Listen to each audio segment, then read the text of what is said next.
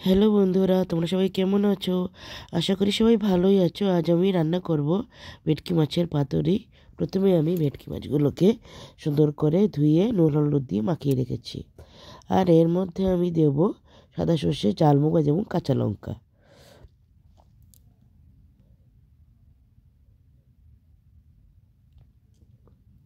আমি প্রথমে কলা পাতাগুলোকে সুন্দর করে কেটে ধুয়ে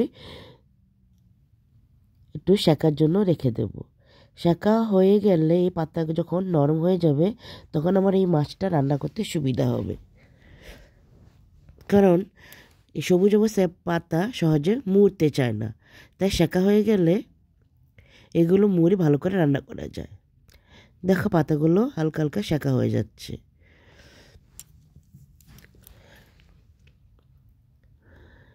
দেখো পাতাগুলো সেকা হয়ে যাচ্ছে।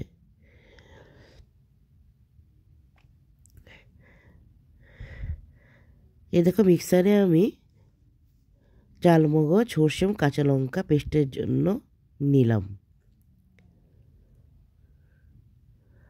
এরপর আমি মাছগুলোকে পাতার মধ্যে দেব।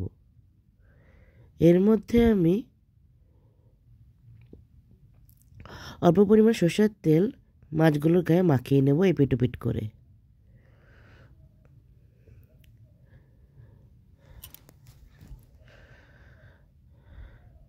এরপর বেটে রাখা মশলাটাও মাছের গায়ে এপিট ওপিট করে লাগিয়ে দেব।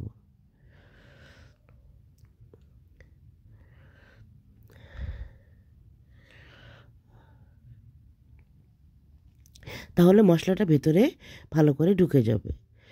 তো দেখো আমি মশলাটা পুরো মাখিয়ে নিয়েছি। এবার আমি পাতাগুলোকে ভাজ করব।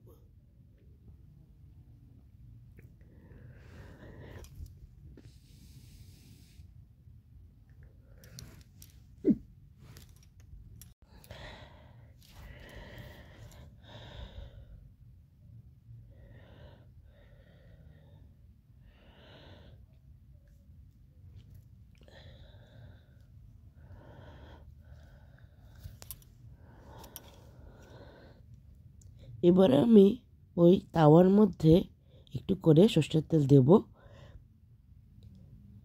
এতে করে মাছ রান্না করতে আমার সুবিধা হবে।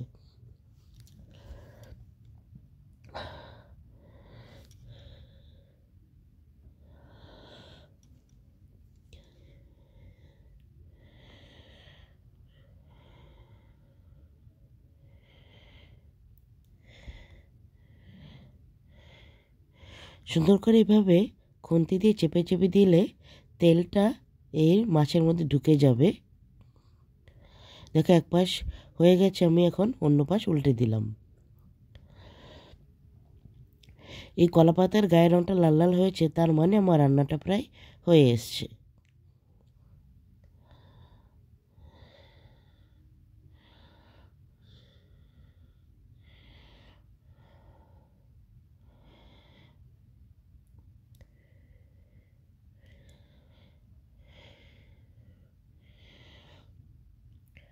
ঠিক আছে, আবার উল্টে দিতে হবে।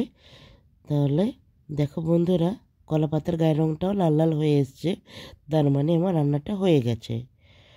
এখন এই পাতার ভাঁজটা খুলে আমি খাবারটা সবাইকে সার্ভ করব। এভাবে করে আমি আর যে দুটো মাছ আছে সেটাও এভাবে একই রকমভাবে রান্না করব। তো দেখো পাতাটা খোলা হলো, আর দেখতে দেখো খুব সুন্দর লাগছে না বন্ধুরা? তো তোমাদের যদি রান্নাটা ভালো লেগে থাকে তাহলে সবাই লাইক, শেয়ার, কমেন্ট করবে। তাহলে আজকে রাখি, বাই বাই।